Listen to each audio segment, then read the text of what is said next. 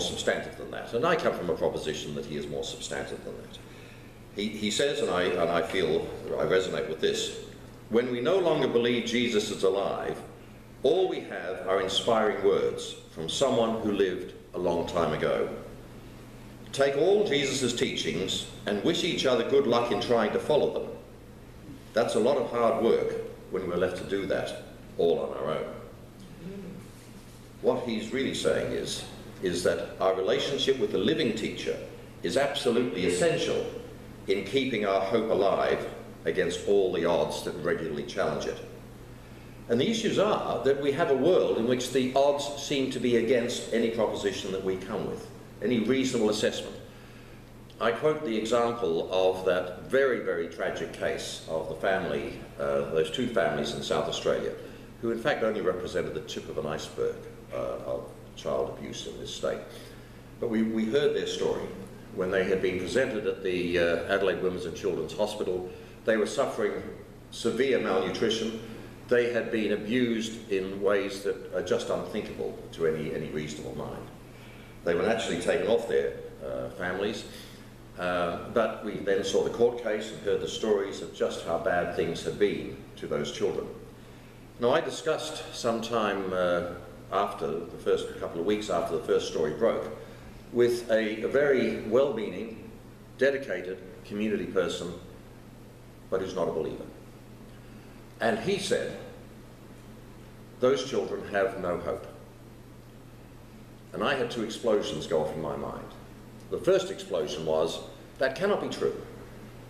If that is true, then my faith is bankrupt. But I don't believe it is. But the second explosion was, how can I convince him that his assessment is not correct, given that his assessment is an entirely rational assessment? Reading the story of those children, you'd have to say he wins the argument. How can it be those children could have any hope? And yet, my proposition is, the basis of my faith is that they do have hope. There is never a situation when circumstantial hopelessness turns into existential hopelessness. So that then becomes a challenge for Christian in politics, not simply to be there to help those children, to give them the necessary assistance, but to actually change the attitude of the society. Firstly, that such cases don't take place in the first place, but secondly, that when they have taken place, that you can actually lead them to a place of hope. Now, the foundational principles that are then required are to believe in a deity, point one, but more than that, to believe in a deity who actually cares about us, but also to understand that we cannot do it by ourselves. Valsen Tampu, who wrote a wonderful book on the history of the Christian Medical College in Vellore in India, makes the point that there has not been a society in history that has survived. There has not been a single state in history that has survived. I mean, okay, we look at today's states. Well, they're surviving, yes, but he takes a long-term view. There is no evidence, statistically, the probability is they're not going to survive because none of the others in history have ever survived. So all our attempts to create states that are self-contained and we do it ourselves are actually doomed to failure. That is the inevitability of that. So therefore we have to go beyond that point and look for, if we can't do it by ourselves, with what power can we do things? So they're the foundational principles in terms of faith. In terms of politics, the foundational principles would be the value of plurality, the fact that we have different ways of seeing things is not a problem, it is a plus. I was struck by something that Andre wrote this morning. Andre and I go up Mount Lofty from time to time with a few others, and mornings like this morning, it's a very misty morning, and so Andre went up. I didn't go up this morning, but he went up and he wrote, "The misty trail is a good metaphor for life. While the path ahead is many times unclear, follow your instincts. Detail yourself, detach yourself of self and passion, and your answer comes to you but rarely in the form you expect. And I was mindful in hearing that of Paul. For now I see through a glass darkly, but the time will come when I will see face to face. And also of Ephesians 3:20, more than you can ask or imagine. So that as we're going through the mist ahead of us, there is actually something beyond that mist. And the reality is that we see through the mist differently. You see one way, you see another, I see another. And that, therefore, requires a plurality, because we bring those different viewpoints to a shared space. And even if we all tick the boxes on our faith credos, if we all tick the boxes in our political perspectives in the world as the same, then we're going to fail.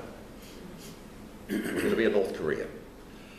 If we all say yes all the time to each other on those propositions, we're not actually going to see through the mist. We're not actually going to see through the glass darkly. More than that, the creative tension of ideas. God gave us the capacity not only to be sentient human beings, but to be beings of capacity to think and analyse and to debate and to listen and to reflect. And in that capacity to reflect, to grow new ideas. So the proposition was that we would, by engagement one with another, be able to create new outcomes that would come from that. So the creative tension of ideas, the plurality of ideas, are foundational principles in terms of politics. In terms of public engagement, there has to be a sense of co-ownership. Well, first of all, before we get to the sense of co-ownership, we have to understand that we are not in a beautiful one-on-one relationship with God. We're actually required to be engaged with the wider world. So that's the first element of public engagement. And too much of the faith proposition is very often a very, very nice, warm relationship of two beings, God and the individual, which ignores the rest of the world.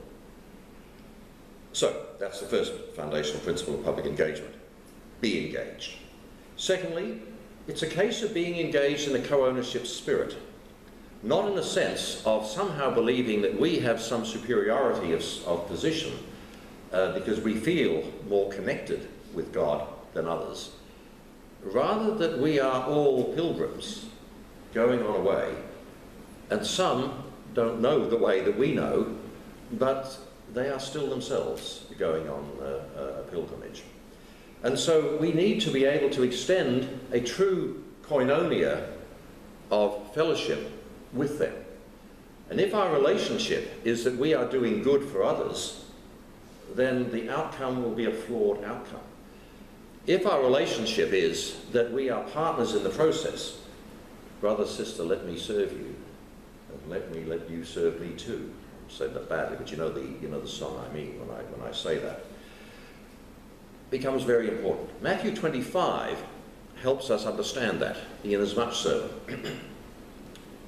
In that, Jesus says, the very people you think you might want to help have a very special being and a very special, precious sense of identity, because I identify with them. They are me. Inasmuch as you did it to the least of these, you did it to me.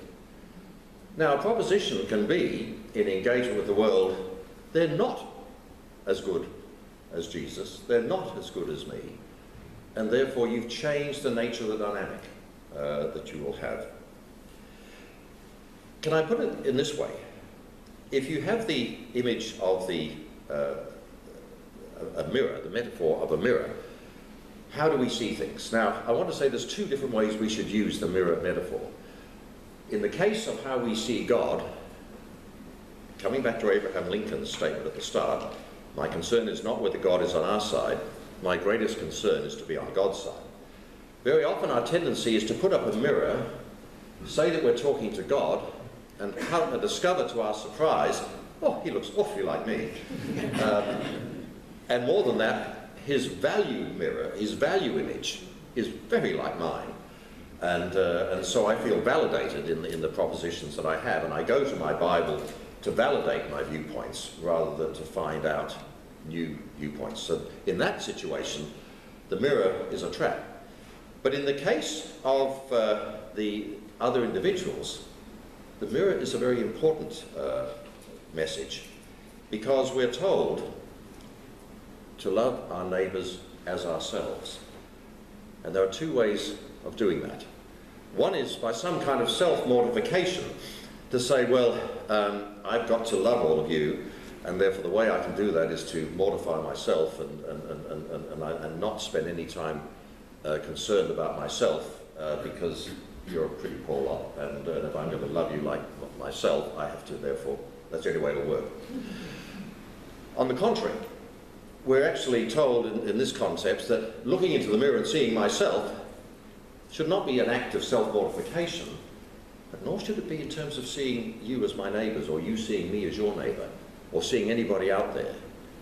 And when we see those that seem to be in a totally different situation to ourselves, and we can't relate with them, we're supposed to look into the mirror and see them as just as much as we see ourselves. So in understanding the neighbour, we're actually encouraged to have that real relationship of selfness with the neighbour. And that becomes particularly important in the postmodern context. Slavoj Žižek makes the comment. Let me just read his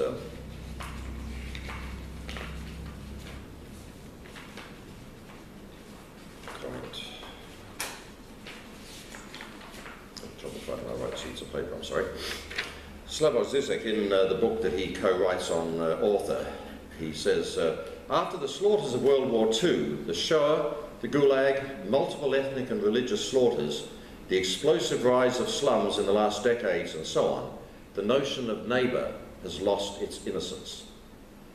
And he then goes on to talk about how we will have false concepts that will, in a sense, almost depersonalise the neighbour. He goes to talk, for example, about the highly commendable concept of multiculturalism.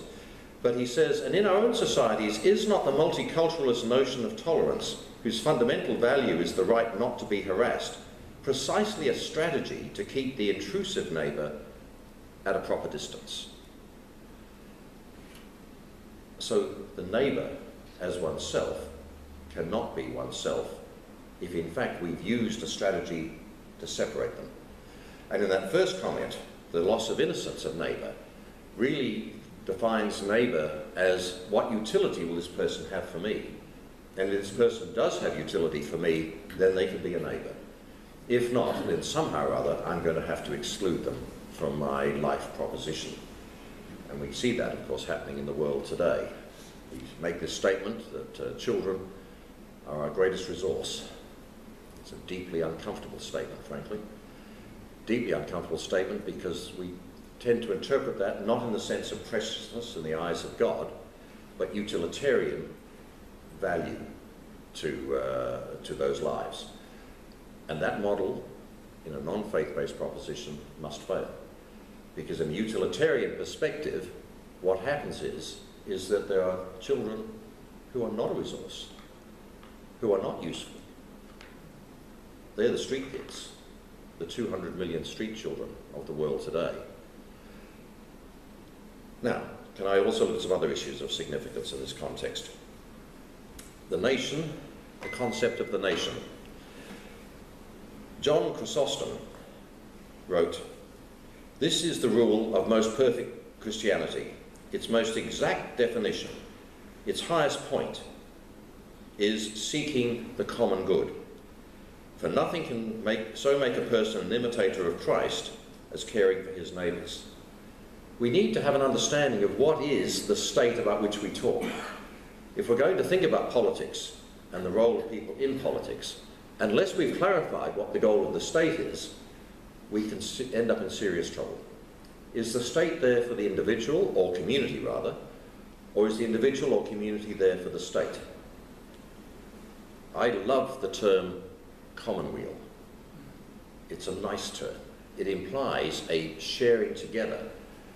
And in that sense, the state, the nation, only exists for the purpose of being part of the common weal, rather than reverse. And you may say, well, that's not really a problem, that's not really a worry here. And yet the reality is that we can so easily see our societies turn into situations where the common weal becomes serving of some state good rather than community good. Secondly, the issue of the nation versus the world.